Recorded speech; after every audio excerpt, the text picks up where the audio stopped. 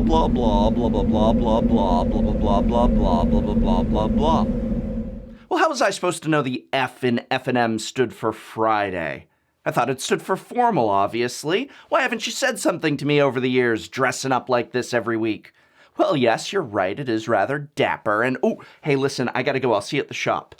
Oh, hello. You know, in recent years, Wizards of the Coast has trended away from promo cards at events and more towards investment and development of the Magic the Gathering experience. Pre-release promos, which once were mythic, such as Sun Titan, Ajani Vengeant, Emrakul, the Aeon's Torn, Wormcoil Engine, that's right, these were pre-release promos. That's what they used to be. Show up to play at a pre-release and get an Emrakul. Well, they took a turn to, let's just say, less desirable cards that were offered to such disappointment that just a plain old foil of a random rarer mythic from the set with no alternate art was eventually seen by the player base as a vast improvement over, well, that. And players used to get full art promos just for regular attendance of Friday Night Magic and other in-store events. Good ones, too. Everything from Ponder to Cryptic Command. Well, these, as I've said before, are completely discontinued. In-store leagues disappeared overnight when Wizards of the Coast cut off the prizes that they would send to stores to give to players for playing in the league. They're experimenting now with 30-card leagues, and according to the website, the motivation for players to show up and compete in these is, and I quote, "Players will play against each other, earning Planeswalker points and, of course, bragging rights." No real mention of any cards that they can win there. As of the filming of this video, Planeswalker points provide nothing whatsoever for the vast, vast majority of players.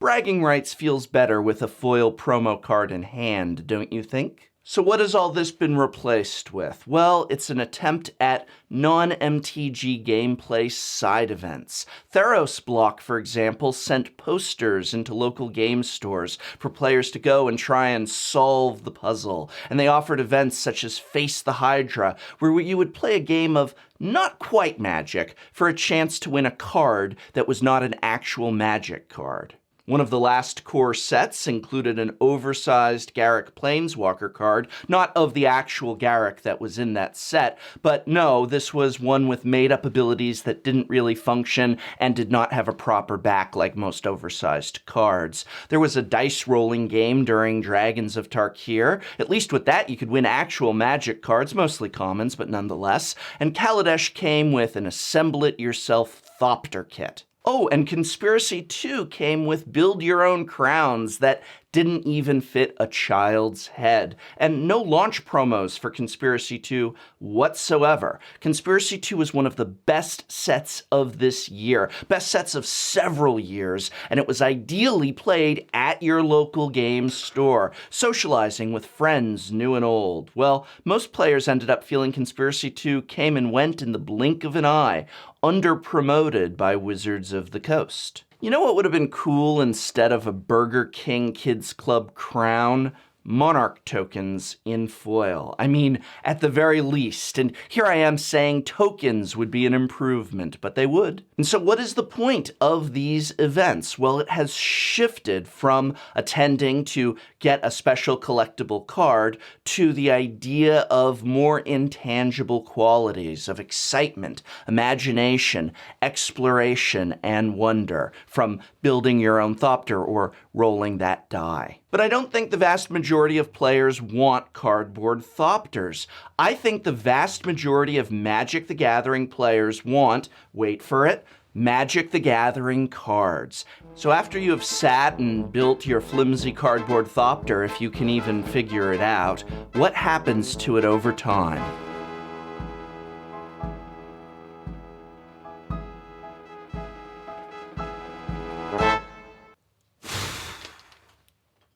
This is one of the promo cards from 1996, over 20 years ago. Doesn't it look great? You got these when you went into a bookstore and bought a Magic the Gathering novel. Remember when you could buy Magic the Gathering novels in bookstores? Anyway, you'd get a promo card when you did so. Now imagine if instead of getting a promo card back in 1996, when you went into the bookstore, they gave you a cardboard crown that didn't even fit on a child's head.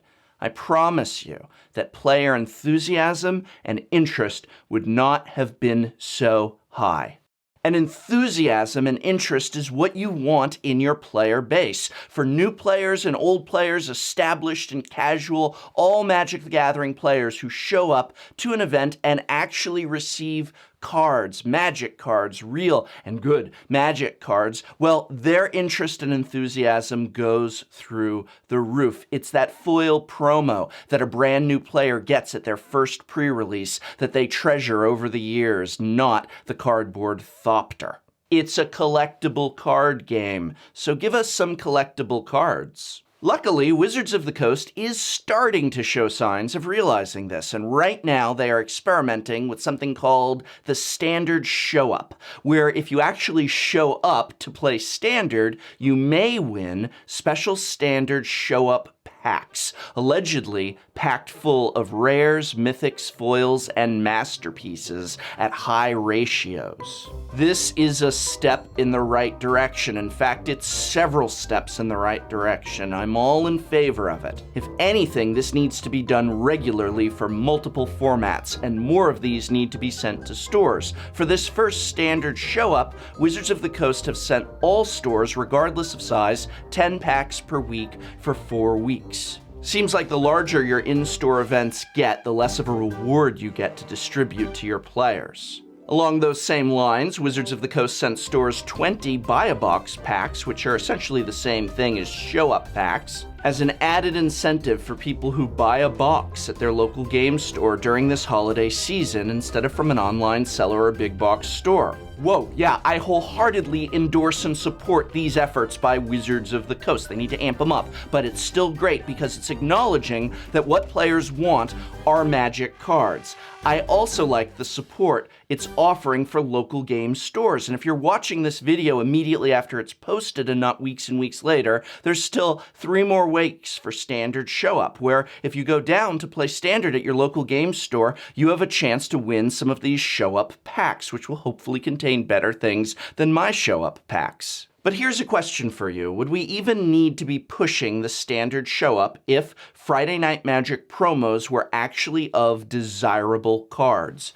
Wizards of the Coast claims it doesn't care about the secondary market. Excuse me there. So why do they care if F&M promos are Path to Exile or Serum Visions versus a Blighted Fen or Frost Walker? The word going around is that in-store attendance has dropped like a rock, that priority one needs to be getting people to have motivation to show up and play. So if you want to get people showing up to Friday Night Magic again, number 1, offer good Friday Night Magic promos. Number 2, send larger stores or stores with larger crowds, wait for it, more of these promos. Stores that post bigger numbers, and Wizards tracks all this stuff, should have promos that reflect that. There is no reason a store that fires Friday Night Magic and weekly events with 35, 65 people should get the exact same number of F&M promos as a store firing an 8-person F&M. Number 3, continue to explore and expand things like the Standard Showdown, that's what it's really called,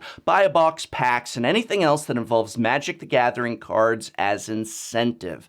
Cardboard thopters are fine, it's fun, but only if it's in addition to Magic the Gathering cards. You don't replace the collectible Magic the Gathering prize cards and promos with the cardboard thopters and puzzles. You additionally offer them. Number 4, hold game day events for formats like Modern and Pauper, where everyone who shows up gets a special full art card, and top 8 can get a full art foil card, and first place gets a special playmat. Imagine the crowds if there was a Modern game day with cards that do see play in Modern being offered in special full art forms for everybody who shows up just to play with a Modern deck, and top 8 gets that foil full art of a Modern desired card. You wouldn't be able to have a game day that didn't sell out. Number 5, I've said it before and I'll say it again. Bring back player rewards, where players get rewards for attending Friday Night Magic and other in-store events.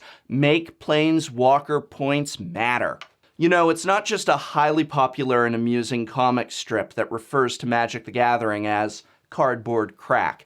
Actually, that was, honest to goodness, on the short list of names I was considering when making my YouTube channel. Because it's true.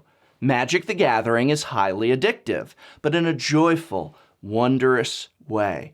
Don't move away from offering promos and cards, collectible Magic the Gathering cards, at events.